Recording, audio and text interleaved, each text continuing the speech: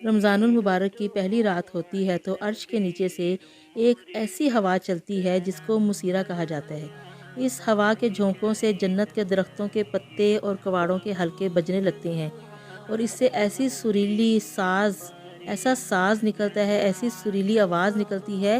کہ سننے والوں نے اس سے پہلے کبھی ایسی خوبصورت اور اچھی آواز نہیں سنی ہوگی۔ سبيل الدموع سبيل مريح۔ السلام علیکم، امید کرتی ہوں کہ آپ سب خیریت سے ہوں گے۔ اگر رمضان المبارک کے آنے سے ہم سب کے دل بہت خوش ہیں تو پھر ہم سب کو مبارک ہو کہ اللہ تعالیٰ نے ہمارے اوپر رمضان المبارک کا مہینہ، ایسا خوبصورت مہینہ نازل کیا ہے جو اللہ تعالیٰ کی طرف سے بہت بڑا انعام ہے۔ اگر رمضان نہ آئے تو جو ہمارا نفس ہے، ہم اس کے ہاتھوں اور شیطان کے ہاتھوں مجبور اور ہو کر برباد ہو جائیں۔ تو رمضان مبارک کے روزے جو ہیں وہ اسلام کے بنیادی اور لازمی فرائض میں سے ہیں۔ ایک مومن کی شان ہے کہ وہ اللہ تعالیٰ کے جو فرائض ہوتے ہیں ان کو اپنے اوپر بوجھ نہیں سمجھتا، بلکہ ان کو نعمت سمجھتا ہے، اور ان کی جب ان نعمتوں کی آمد ہوتی ہے تو اس کا دل اس پہ خوش ہوتا ہے، جبکہ وہ اس کو بوجھ سمجھ کے اس کی طبیعت پہ گراں نہیں گزرتا۔ ہمارے نبی حضرت محمد صلی اللہ علیہ وسلم رمضان مبارک کا بہت خوشی سے استقبال کرتے تھے،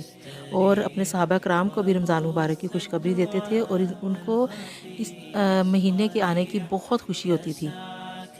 ایک بات ہمیشہ یاد رکھیں کہ جو روزہ ہے وہ بوجھ اور مشقت نہیں ہے، یہ قوت اور لذت ہے۔ ایسی قوت ہے کہ جس سے مسلمانوں نے رمضان المبارک میں ہی بدر کو بھی فتح کیا اور مکہ مکرمہ میں بھی فتح کا جھنڈا لہرایا۔ حضرت عبداللہ بن عباس رضی اللہ عنہ فرماتے ہیں کہ حضور اکرم صلی اللہ علیہ وسلم نے ارشاد فرمایا،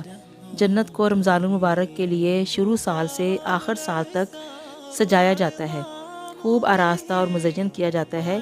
جب رمضان المبارک کی پہلی رات ہوتی ہے تو عرش کے نیچے سے ایک ہوا چلتی ہے، اس ہوا کو مسیرہ کہا جاتا ہے۔ اس ہوا کے جھونکوں سے جنت کے جو درخت ہیں ان کے پتے اور کواڑوں کے حلقے بجنے لگتے ہیں، اور جن سے بڑی سریلی اور خوبصورت آواز نکلتی ہے کہ سننے والے نے اس سے پہلے کبھی ایسی خوبصورت اور اچھی آواز نہیں سنی ہوگی۔ جو حوریں ہوتی ہیں وہ اپنے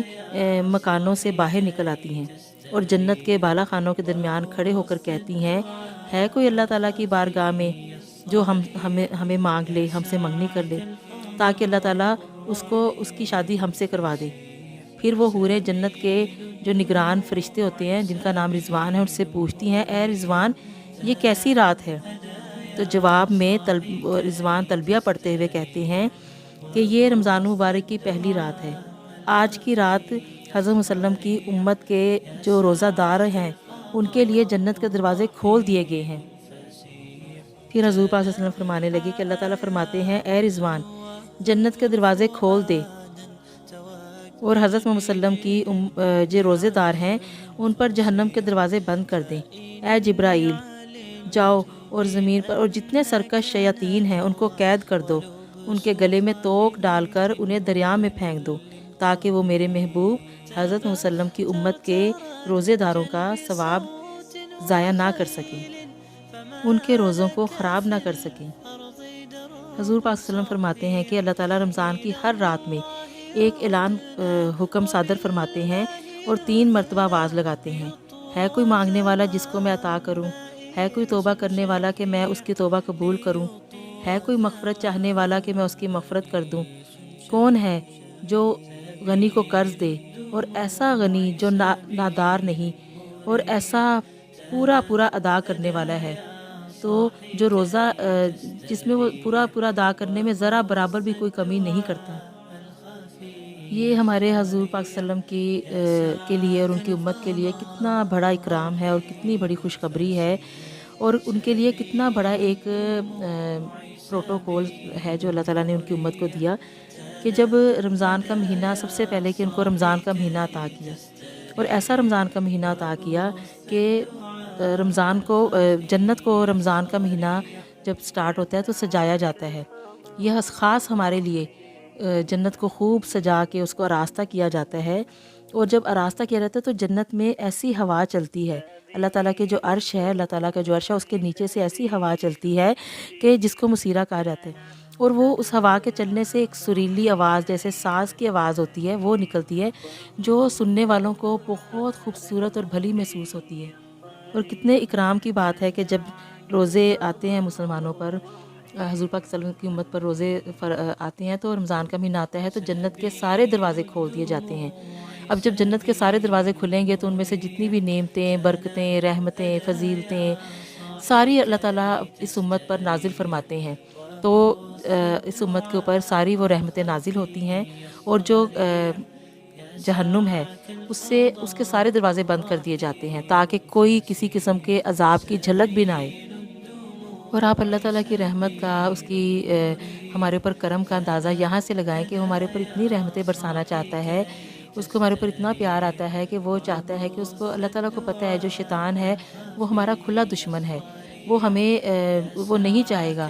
وہ تو سر پیٹتا ہے اپنا، اس کو تو یہ رمضان کا مہینہ اس کے اوپر تو بہت بوجھ بن کے اترتا ہے، ایک بم بن کے اس کے اوپر پھٹتا ہے کہ وہ اس کو پتہ ہوتا ہے کہ اس رمضان کے مہینے میں کتنے ہی گناہ گار ہیں جن کی بخشش ہو جائے گی،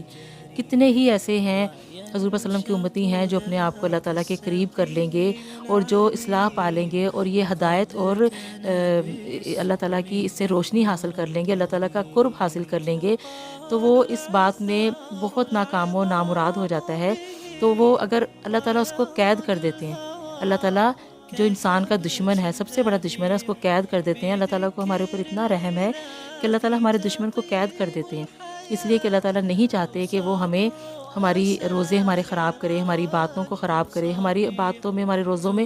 کسی قسم کا کوئی خلل ڈالے، کہ جو ہم، اللہ تعالیٰ پہلے ہمیں پیار سے، محبت سے، اپنے رحم سے اتنا پیارا مہینہ عطا کرتا ہے، پھر اس مہینے میں اللہ تعالیٰ ہماری اتنی سیفٹی، ہماری سیکورٹی کرتا ہے، ایسا اللہ تعالیٰ ہمارا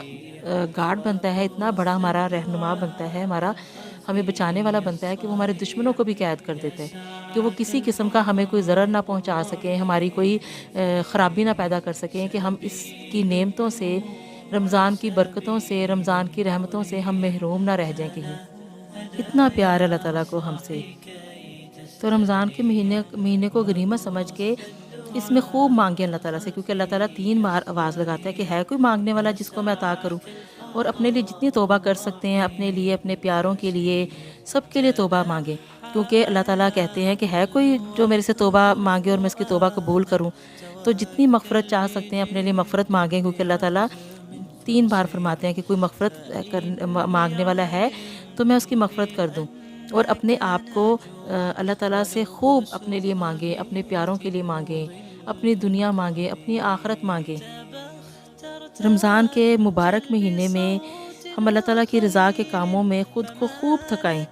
ہم جب عبادت اور محنت سے تھک کر گریں گے تو آسمانوں سے رحمت کی بارش ایسے برسے گی کہ ہمارے وہم و گمان میں بھی نہیں ہوگا۔ ہم اپنے نفس کو سمجھائیں کہ اللہ کے بندے، یہ بہت مبارک موسم ہے، نیند تو پوری ہو جائے گی، کام بھی پورے ہوتے رہیں گے، سب کچھ چلتا رہے گا، یہ دنیا کا سسٹم ہے، یہ یوں ہی چلتا رہے گا، لیکن رمضان پتہ نہیں اگلے بار ہماری قسمت میں ہو یا نہ ہو، تو اس کی جتنی ہم رحمتیں سمیٹ سکتے ہیں سمیٹ لیں، کیونکہ یہ 1 مہینے کا مہمان ہے، لیکن اپنی رحمتیں، اپنی برکتیں کئی ہزار گنا زیادہ لے کر آیا ہمارے پاس، تو بدقسمتی ہوگی اگر ہم اس سے فائدہ نہ اٹھا سکیں، کیونکہ اس کی 1 رکعت عام دنوں کی 70 رکعتوں کے برابر یا ان سے بھی زیادہ ہیں، یعنی کہ اللہ تعالیٰ نے کہا اس کا میں کئی گنا بڑھا چڑھا کر ثواب دیتا ہوں، تو پھر ہم اس کا کیوں فائدہ نہ اٹھائیں؟ جب آپ کو کوئی یہ بتائے کہ آپ کی جو تنخواہ تھی وہ آپ کی جیسے 7,000 تھی، تو اب وہ 70,000 سے بھی بڑھا چڑھا کے آپ کو اس مہینے دی جائے گی، تو کیا خوشی کا گمان ہوگا انسان کس قدر خوش ہوگا کہ میری تنخواہ اتنی بڑھا دی گئی ہے، کئی گنا بڑھا کر دے دی گئی ہے۔ تو پھر یہاں پر ہم لوگ عام دنوں میں جو باتیں کرتے ہیں، جو اس کا اجر و ثواب ہوتا ہے، اس سے کئی گنا بڑھا چڑھا کر، 70 گنا سے بھی زیادہ بڑھا چڑھا کر اس میں اللہ تعالیٰ دیتا ہے۔ تو پھر ہم اس موقع کو، اس وقت کو، اس کے ایک ایک لمحے کو، ایک ایک سیکنڈ، ایک ایک منٹ، ایک ایک گھنٹہ، اس کے پورے دنوں کو، راتوں کو ہم غنیمت جانیں اور اس سے بھرپور فائدہ اٹھائیں، یہ فضولیات، یہ باقی کام تمام عمر تمام سال چلتے رہیں گے، لیکن یہ جو سال ہے، یہ جو رمضان کا مہینہ ہے، یہ پتہ نہیں قسمت میں دوبارہ ہو یا نہ ہو، اور اس کی گھڑیاں، اس کے لمحات دوبارہ قسمت میں ہو یا نہ ہو، تو ان سے جتنا اپنے آپ کو فائدہ پہنچا سکتے ہیں اتنا فائدہ پہنچائیں، اس کی رحمتیں برکتیں جتنا سمیٹ سکتے ہیں اتنی سمیٹیں، اور خوب تھکائیں،